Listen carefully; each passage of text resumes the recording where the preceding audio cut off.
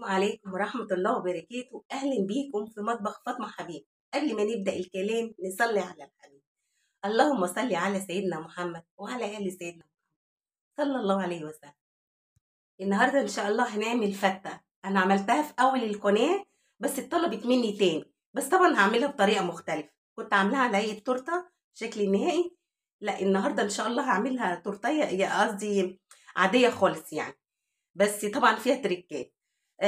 طبعا فتة يعني رز وعيش ولحمة وصلصة وتوم، دي أساسيات الفتة. الباقي بقى إيه؟ التوابل توابل لحمة، جنزبيل، فلفل أسمر أساسي، بابريكا، حبهان، ورق لورا، طبعا إيه، شطة حسب الرغبة، الشطة دي حسب الرغبة، بابريكا. نيجي بقى ايه على المرحله بقى الاولى في الفته. هنسلق اللحمه. طبعا انا عامله طريقه سلق اللحمه، بس برضو هسلقها معاكم تاني. هسلق اللحمه وهنعمل الرز وايه والعيش طبعا هنقطعه ونحمره. دلوقتي حطيت ميه على البوتاجاز علشان تسخن.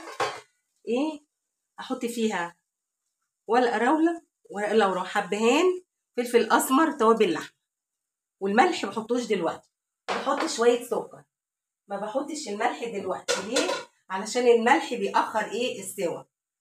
وبرده اهو شويه سكر. اعمل ايه بقى؟ احط اللحمه. بسم الله الرحمن الرحيم. اللحمه عايزه اقول لكم حاجه، انا شطفاها بس.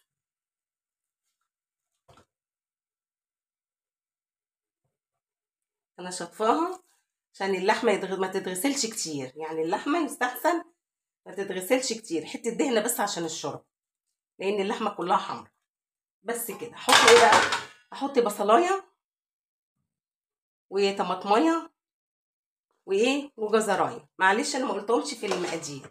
وبس، واغطي بقى ونختصر بقى الوقت. هي ما تخش في السوا هحط لها الملح علشان بيأخر السوا. نختصر بقى الوقت ونعمل ايه الصلصه. بقى ايه هنعمل الصلصه. حطيت الحله على البوتاجاز وهعمل ايه، احط فيها ايه قد معلقتين زيت كده بس.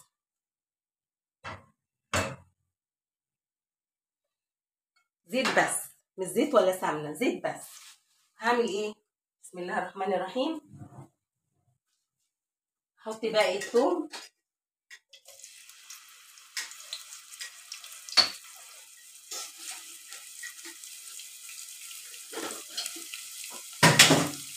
اقلب الثوم.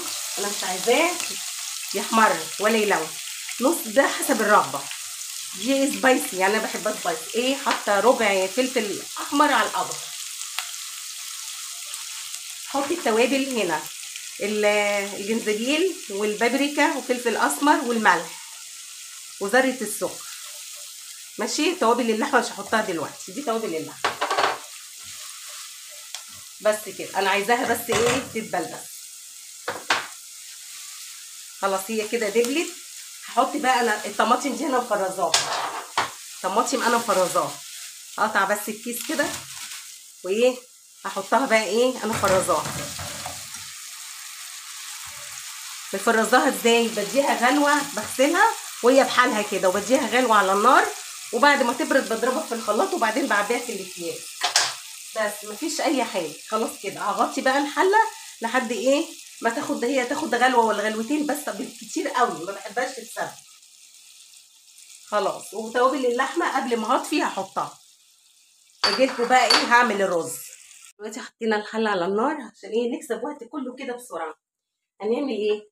هنعمل الرز دلوقتي. معلقه زيت ومعلقه ايه سمنه. علي بس كده. وايه الرز طبعا غسلناه، وايه احنا مش عايزينه رز ايه يلون، عايزينه رز ابيض.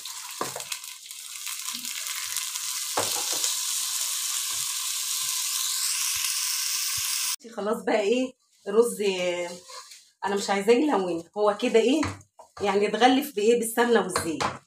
هنعمل ايه بقى؟ هحط بسم الله الرحمن الرحيم الميه. الميه طبعا لازم تكون مغليه. بس كده. اعمل ايه تاني برضو؟ طبعا الرز المصري بحط بايه، بحط برضو ايه، بصوا دي تكه كده حلوه جميله. قدر سمنتك مش حلوه، زيتك مش حلو، دي بتمتص اي روايح. طبعا هحط بقى الملح وايه وحبهان، يعني حبيتين بس، 2 حبهان، وهغطي عليه واحط الملح وخلاص على كده. وكده الرز ايه طبعا ده خلاص خلص. ادي ايه الملح. الرز المصري كوبايه الرز بتاخد من كوبايه لكوبايه وربع ميه. بس بقى انا هعلي عليه، وبعد كده ايه، بعد 3 دقايق، من 3 دقايق ل5 دقايق هوطي عليه، وتلت ساعه بالظبط هفتح عليه، مش هقلب فيه. دي ايه تكات، تلت ساعه انا مش هقلب فيه خالص، بس كده وهغطي عليه واجي لكم بقى بعد ما يستوي. بس احنا عايزين نشوف بس الصلصه. الصلصه كده ايه عايزين نشوفها. بسم الله الرحمن الرحيم. هنحط بقى توابل ايه اللحمه على الصلصه، وهنغطي الرز، نحط توابل اللحمه على الصلصه ونقلب. طبعا هي فيها الملح وكل حاجه، خلاص ونغطي ونطفي بقى. بس كده، كده الصلصه خلاص اتعملت، والرز هغطيه ونجي لكم بقى ايه بعد ما يستوي الحاجات دي بقى على الشكل. لسه بقى هنعمل العيش نحمر. انا في حاجه ما قلتش عليها، انا حطيت ميه بس، طبعا سايبه ايه كوبايه شوربه كده عشان اسقي بيها ايه الرز. بس كده، دي تكه برضو. عايزه تعمليه بشوربه خالص اعمليه، عايزه تعمليه بميه وتزودي شوربه براحتك يعني. واللحمه داخله في السوا خلاص اهو. وهنعمل ايه بقى العيش دلوقتي. حطيت بقى عشان نعمل العيش، حطيت الطاسه على النار واحط فيها ايه شويه زيت. ونعمل ايه بقى، نحط العيش. خلاص كده، اعلي النار بس شويه، هي تسخن بس شويه. احط العيش ايه عشان العيش يتحمر. انا مش عايزاه ايه يتحرق ولا يلون ولا اي حاجه. عايزه اوريكم بس انا مقطعه العيش ده ازاي. انا ايه رغيفين كده على بعض، وبروح ايه اهم رغيفين على بعض بقى، يعني بكسب وقت، ما اقعدش بقى ايه اعمل رغيف رغيف اهو. ادي رغيفين، واقوم مقطعه بقى كده ايه العيش كده اهو على بعض كده. اقوم مقطعه بقى ايه كده اهو، اهو مربعات كده اهو. بس خلاص هحمر العيش بقى ايه واجيلكوا. دلوقتي برضو في حاجه بعملها وانا بعمل محمر العيش. بحط شويه فلفل اسمر وايه و... وتومه نيه، يعني فص توم ني كده. وبعدين خلصت العيش ده اتحمر، فبقلبه كله على بعضه كده عشان كله ياخد ايه ريحه التوم، يبقى جميل وريحته حلوه في فلفل اسمر وايه وتوم. والتركه بتاعت طبعا الصلصه اللي هي فلفل بتاع اللي هي ايه توابل اللحمه دي مهمه جدا. وطبعا اللحمه اكيد اللحمه خلاص استوت اهيت. هنيجي بقى ايه احنا بنشكل الفرخه. خلاص كده كل حاجه جاهزه. الرز كمان استوى خلاص اهو. بسم الله الرحمن الرحيم. طبعا ما فتحتش عليه خالص، هشيل بس من عليه ايه اهو، هشيل من عليه البصله وايه والفص الحبهان. انا ما فتحتش على الرز خالص. الرز مفلفل وجميل اهوت استوى، شايفين مفلفل وجميل جدا اهو استوى. خلاص هنيجي بقى ايه، خلاص احنا بنعمل بقى الفته.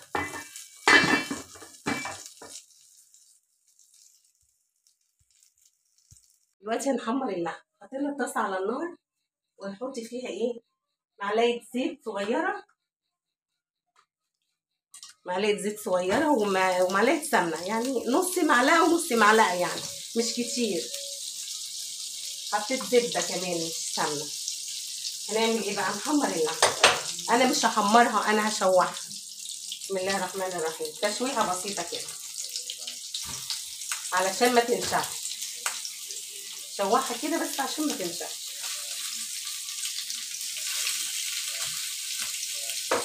بسم الله الرحمن الرحيم. بس هي يعني مش عايزاها تحمر خالص، انا ايه بشوح بس اللون ده كده حلو. واقلبها على الوش التاني واجي بقى ايه نعمل بقى الفته. دلوقتي بقى ايه شكل انها هنعمله بقى الفتة. نعمل الفتة. بسم الله الرحمن الرحيم. دي الصلصة، حط عليها ايه معلقة خل بس كده. وهنبتدي بقى نحط ايه الرز. بسم الله الرحمن الرحيم. بسم الله الرحمن الرحيم. نحط الرز بقى شوية تحت كده، نفرد كده. الرز سخن ازاي، قد ايه جميل، مستوي وطعمه حلو ان شاء الله يعني باذن الله. ونحط بقى العيش.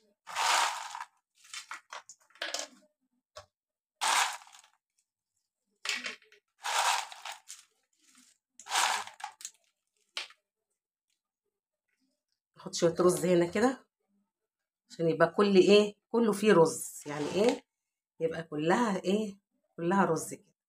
رز وعيش، رز وعيش، يبقى العيش تساوي العيش كده حوالين الفتة اهو. شايفين العيش لونه جميل ازاي. بس نعمل ايه بقى، هنحط شويه صلصه. طبعا شويه الصلصه دول هيطروا العيش اهو على العيش.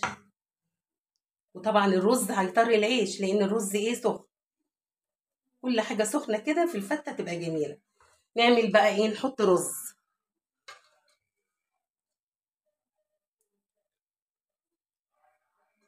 انا عامله الفته بس طبعا مش عاملاها كده، يعني عاملاها بطريقه تانية. اللي عايز يشوف دي يشوفها، واللي عايز يشوف التانية يخش على القناه هيلاقي التانية برضو جميله حلوه قوي قوي بصراحه، بطريقه تانية برضو. بس خلاص كده انا هكتفي كده بالرز عشان انا حطيت يعني شويه حلوين يعني. بس كل حاجه سخنه كده هتطري العيش وهيبقى جميل كده وحلو يعني. بس هنعمل ايه بقى، هنحط بسم الله الرحمن الرحيم. هنحط هنحط برضو هنكمل معلش هنحط صلصه. بسم الله الرحمن الرحيم. نكمل كده، نحط شويه صلصه كده. وهنعمل ايه بقى، معلش في حاجه طبعا المفروض ان انا احطها. الشوربه المفروض كنت حطيتها قبل الصلصه، بس معلش ما يجراش حاجه اهو. معلقه يعني، بصوا مش كتير عشان ما تبقاش كلها شوربه.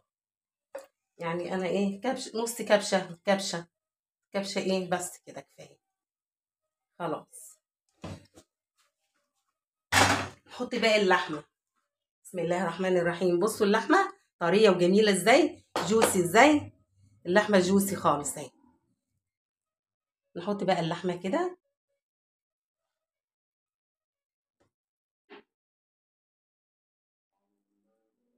بسم الله الرحمن الرحيم.